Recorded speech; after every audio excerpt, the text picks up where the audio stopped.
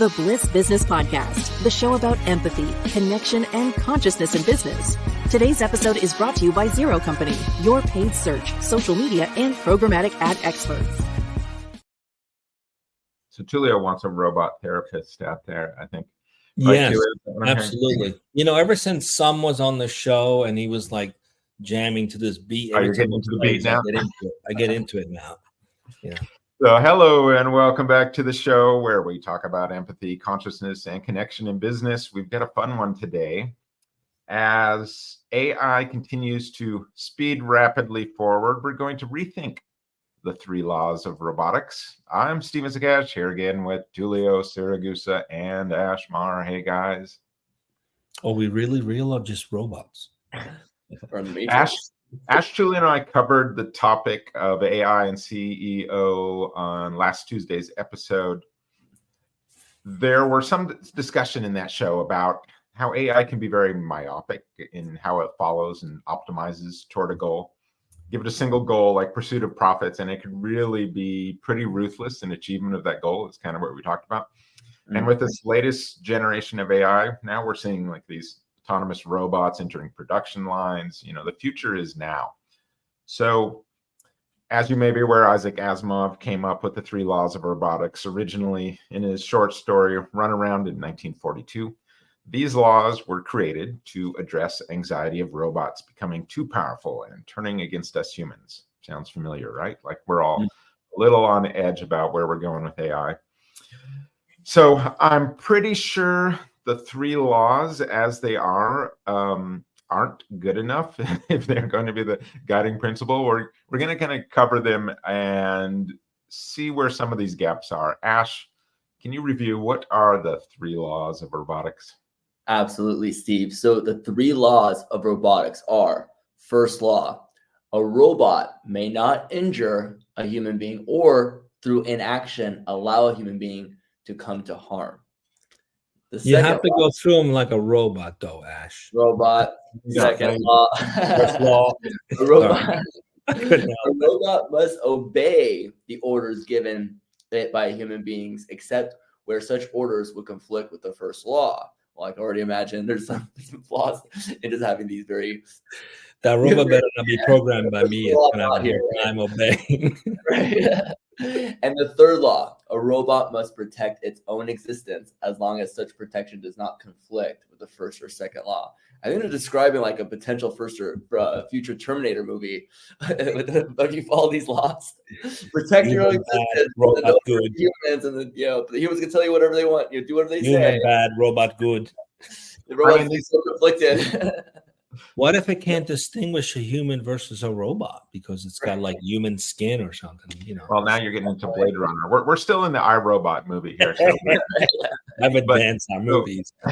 So these laws have kind of influenced some modern thinking about AI and ethics, but you know, AI has certainly evolved past the original vision here. And you know, right now, like I said, we've got robots in production lines. They're, you know, the simplest ones are vacuum our homes and, you know, don't have arms and legs, so we aren't too worried about them.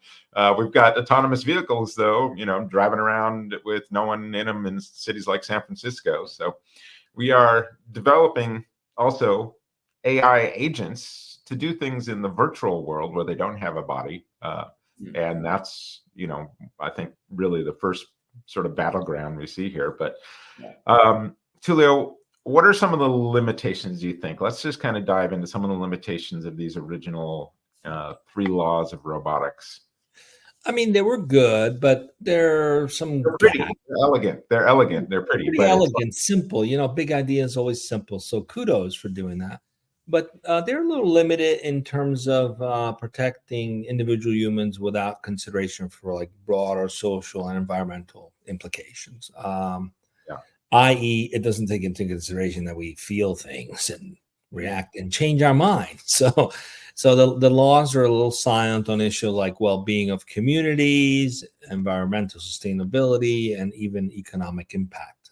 So there's no social elements built into it that could give reason for someone to create an uproar, you know, and someone be justified for it. So, and then also there's challenges of modern AI, such as bias, into the algorithms, and not necessarily built on purpose, but it's there.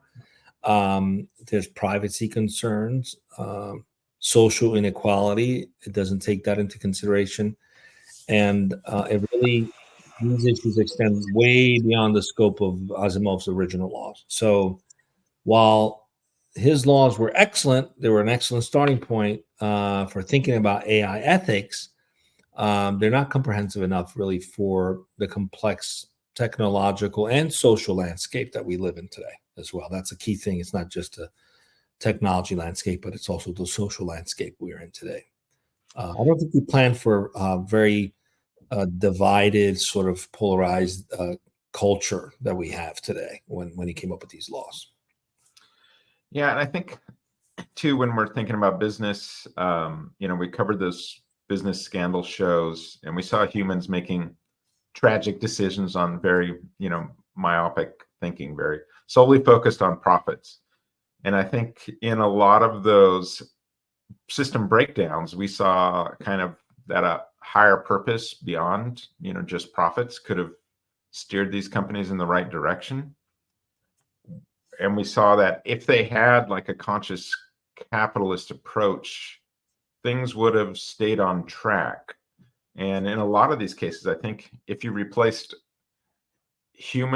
the humans with robots that were running on these 3 laws of robotics, nothing would have prevented them from tossing the trash off the back of the cruise ship if their job was, trash disposal, for example. So like we saw with the cruise lines in that one scandal, robots,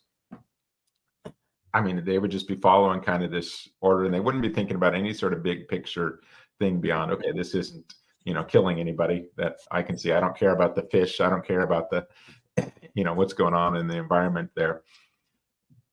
So it wasn't programmed to think about any of that. Yeah, it wasn't. It didn't even have to. Right in the thing is go. Here's my job. Get rid of trash.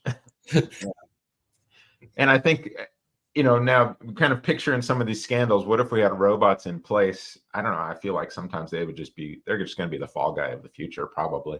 We'll just be no ownership of the scandal. It'll be like, oh, the robots went, sideways on us. The robot ate my homework.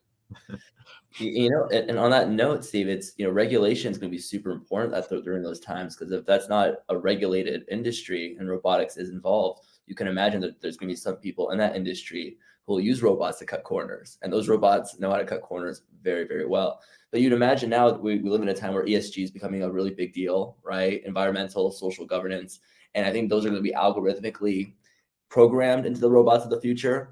But I could only imagine that typically when there's something new being rolled out, there's not as much regulation at first, right? It's one of those issues like when we talked about Airbnb, they didn't foresee some of these challenges that arose within their business model, right? It wasn't intentional that people are going to be biased, but it just happened. And I can imagine there's going to be things that are you get these new systems, new complexities. You don't have problems that existed before because things are evolving. And so where it could be cool though is in the case of, depending on who does the programming, right? There could be some bias there, right? So one person's view of the environment might be different than someone else's. So which one is the truth? Sometimes it's somewhere in between, and sometimes it's pieces of it here and there. So if ethically it could be programmed to not take a side, but to logically and algorithmically not have egos about it, can take both sides and then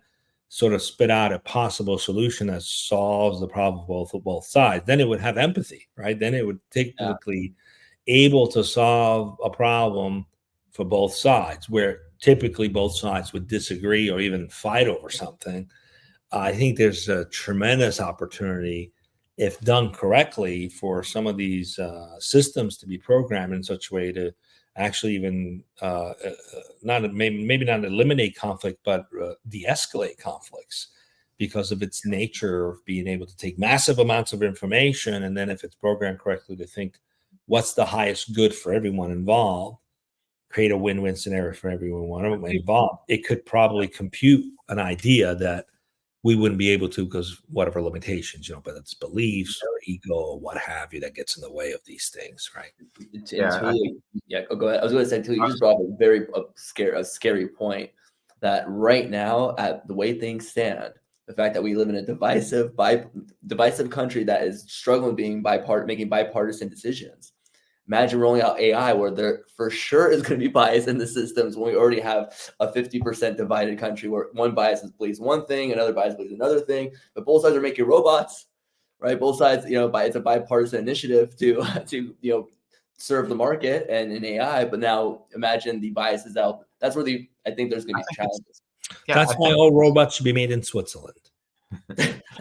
Well, it's ultimately like it will struggle with some of the same human issues, I think, with the rights of the individual versus the rights of the group. And so, I don't think it will have the clear, cut answers always to that for sure. And it's going to have some of the same issues that exactly, moving forward that we've always seen for 1,000 years. And it's just going to be the same issues that we're just going back and forth on. But we're getting closer and closer, I think, as we're doing that tug of war between individual and group, where we're finding kind of the sweet spots and things like that. But it's certainly like ground that no one's got the answer to, and AI is, feeding off of us a lot of the times. It'll probably help us advance in certain ways. But Ash, let's get back to what are some of the potential problems here with the 3 laws?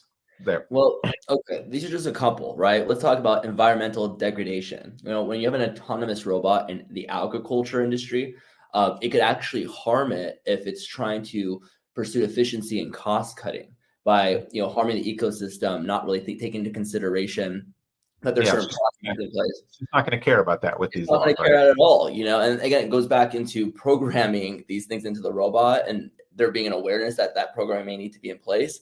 But no, it could if you just leave it to go after its own devices and try to be more efficient, it's definitely could potentially cause more harm. The second thing, social inequality. AI systems in employment or lending could perpetuate social inequalities by making decisions based on biased data or algorithms neglecting the broader societal impact. So when it's relying solely on the data and making decisions based on that, it doesn't take into consideration the context of a scenario. It might just stick to specific laws without thinking, hey, this might be way out of my lane, right? This is not, there's something bigger going on here, but we're taking marching orders from an entity of some kind that says we need to follow this, not taking into consideration that people are peacefully protesting, right? It could be something as far as that it can go, where does it have that gauge? Again, it could be programmed to have that gauge, but let's look at our society today. As humans, are we programmed to know when there's something that's peaceful protest versus not? And when people are getting marching orders, sometimes they're just doing their jobs. Now imagine if a robot were to replace that, would it be able to know the difference of what is, hey, I'm going to take a chill pill here versus I'm, just doing my job, right? We don't know. Yeah, I know. Yeah. Like we always say, like, if it's got bad data, it's going to make bad decisions. So that's definitely, I think a concern in that regard. And will it be able to know it's got bad data? Maybe it'll get there. I don't know. It'll be like trying to figure out the context of that data and why it might or might not be true.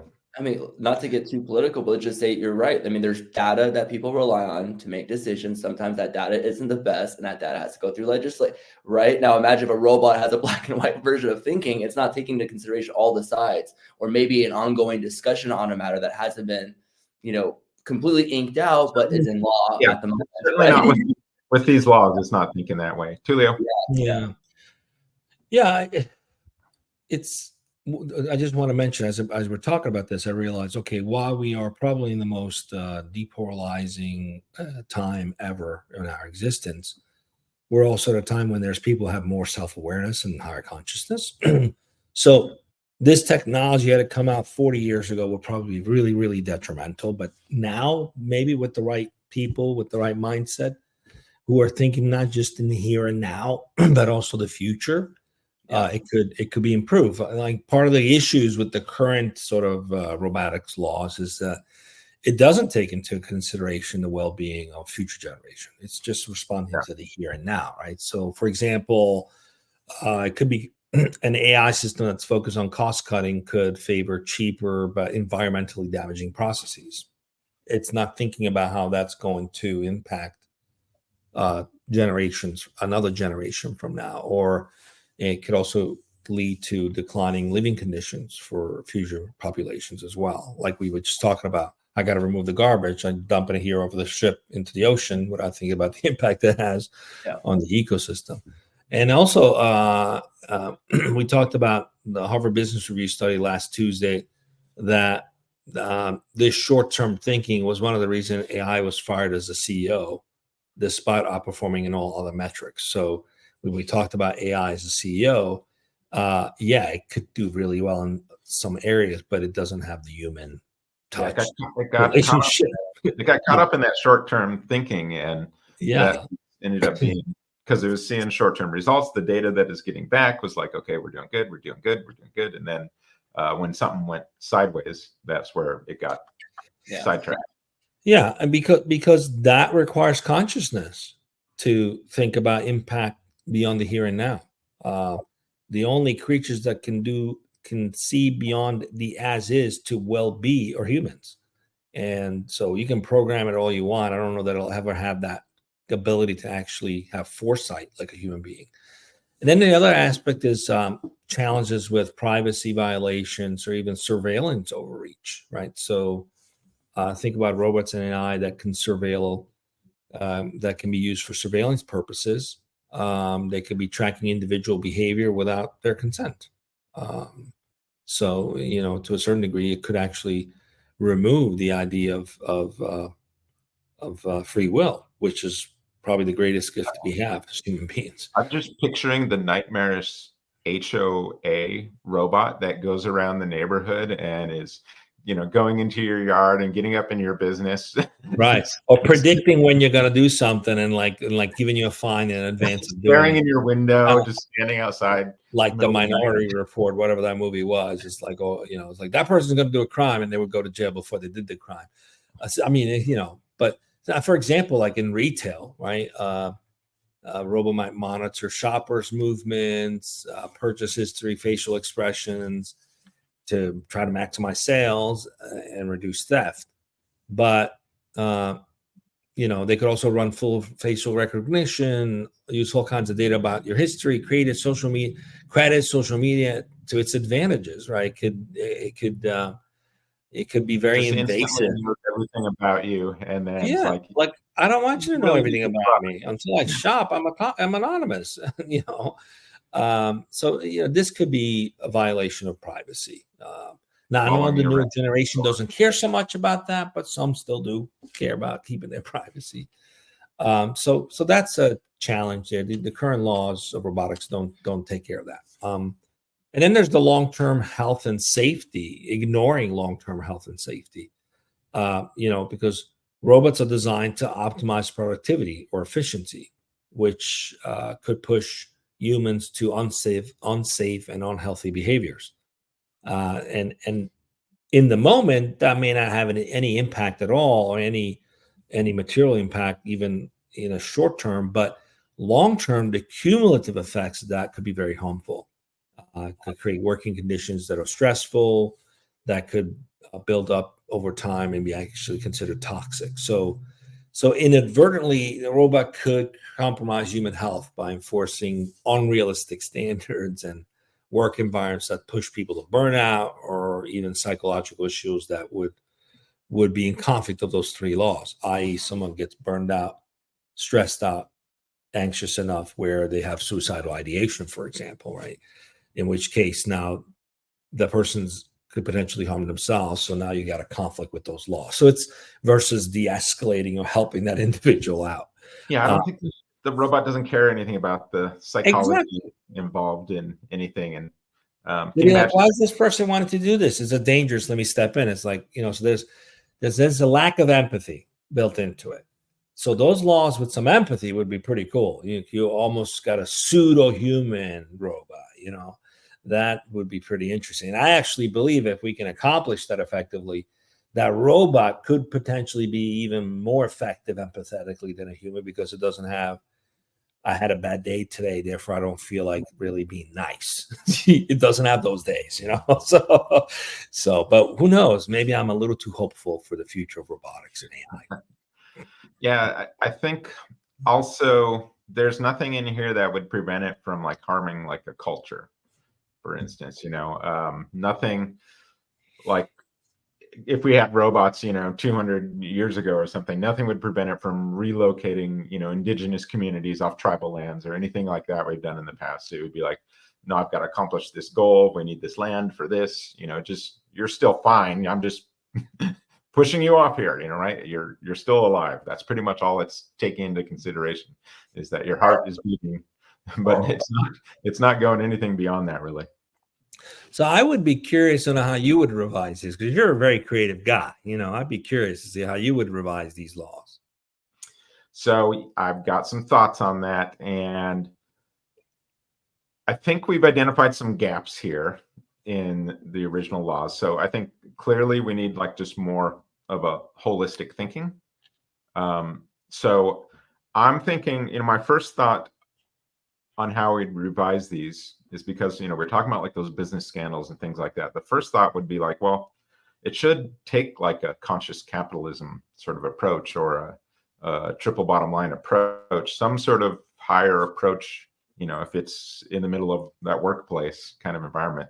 But even that works for any decision. Like if it's doing work around your house, like, any sort of interaction with humans, having that sort of conscious approach where you're considering all these other stakeholders involved, not just human, but people, planet, in addition to itself.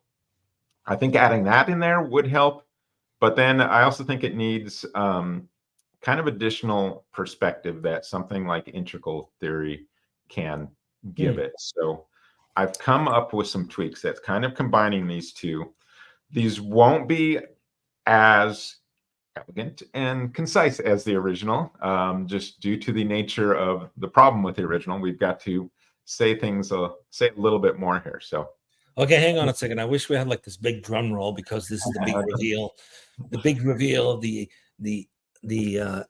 new edition of the Three Laws of Robotics. Right. Yeah. So can I read the original law, and then you give us the yeah. So if someone wants to read the original law, Ash, can you pull up the original? Oh yeah.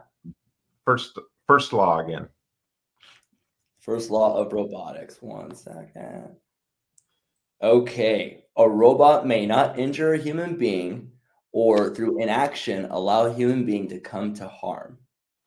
All right. So revised law. A robot may not injure a human being, community, environment, or culture, or through inaction allow harm to come to them.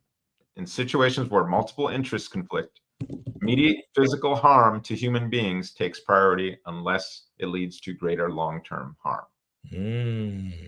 So I've expanded the definition of injury to include, protecting not just individual humans, but like communities and ecosystems like we're talking about. So this supports sort of that social well-being, that environmental sustainability, kind of the stuff like Ash was talking about there.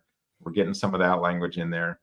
And so, like, for instance, a robot in agriculture now might weigh maximizing its crop yields with also conserving water or maintaining soil health. So we've got that more of that balance, right? More of that ability to navigate that short-term human need and results with kind of the long-term impact, the long-term environmental impact. So I think making some tweaks there just to give it some broader perspectives on things and considerations, I think that would help a lot.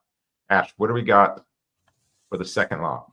For the second law, Steve, we have a robot must obey the orders given it by human beings, except where such orders will conflict with the first law.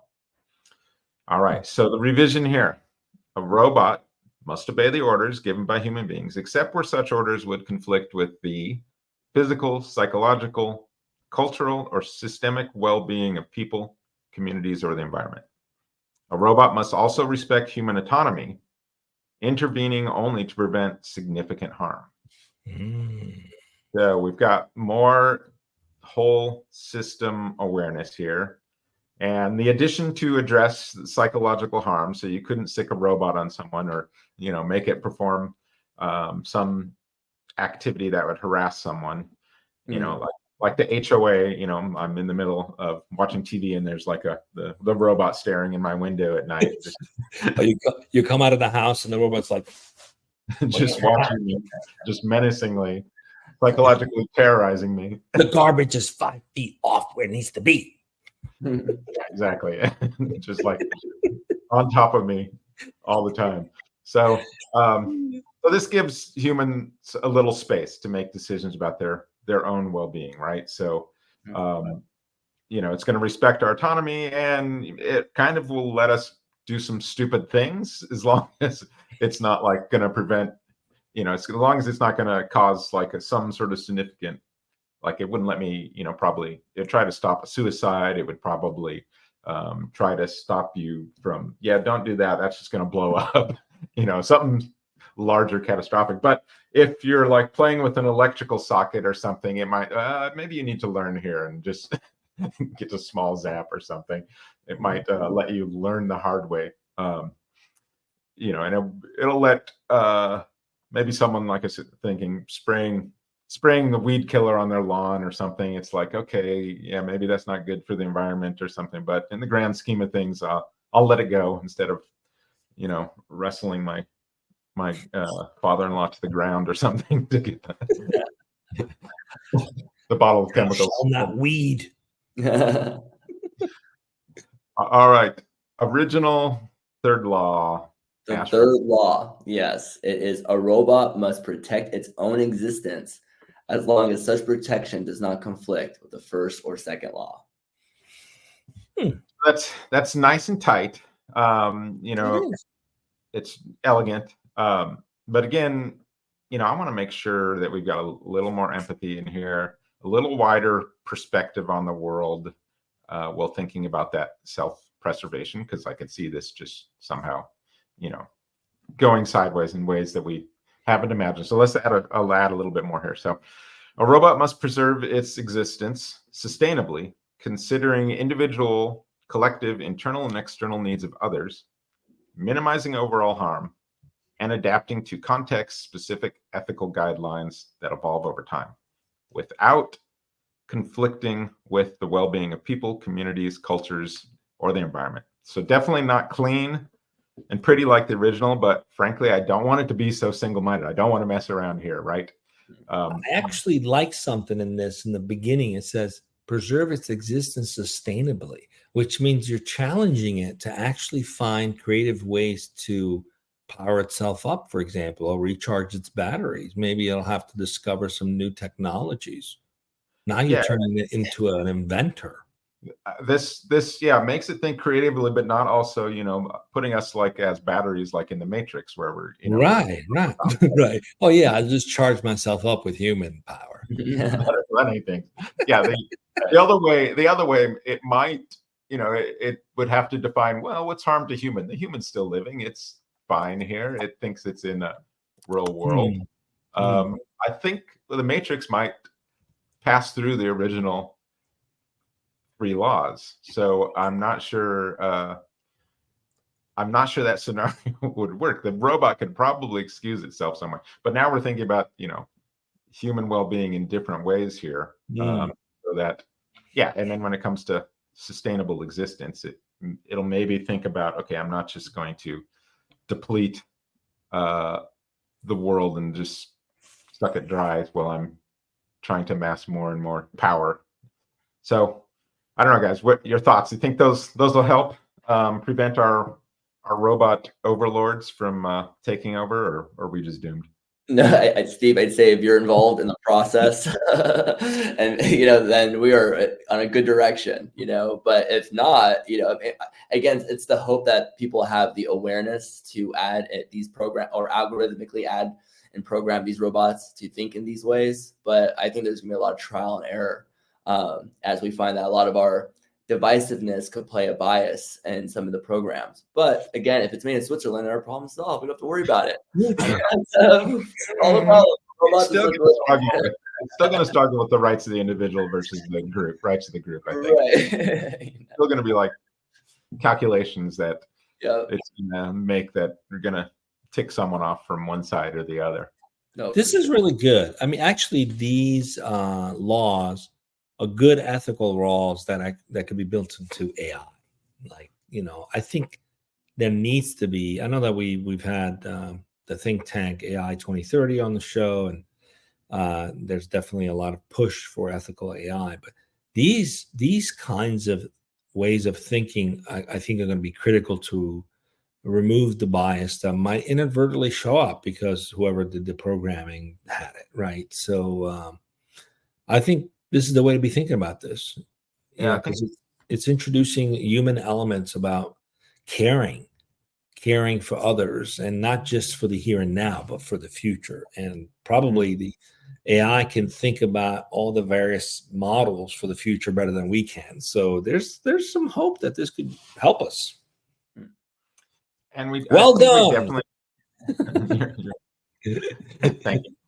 I think we definitely need to be having these kind of foundational conversations and more just to get it into the general thinking that AI is being trained off of all the time, right? It's being trained off of all of our thoughts. AI is going to be trained off of this very podcast. I mean, for sure, it'll be on YouTube or something and it'll go in there and do stuff. But I know from our own stuff that we're building, we're actually training on some of these podcasts. And so these kind of discussions, it'll be like pulling that information in and thinking about it. So we are training it on some of these topics. So we're feeding in all these transcripts. So yep. Not just empty words. We're teaching the machines empathy. Yeah. So that's it for our show today. Thank you to our listeners. Tune in tomorrow. We've got our next 10-minute business empathy expansion episode. And then on Thursday, we're live with our guests. We've had some excellent conversations with a wide range of business leaders. We will see you on the next Bliss Business Podcast.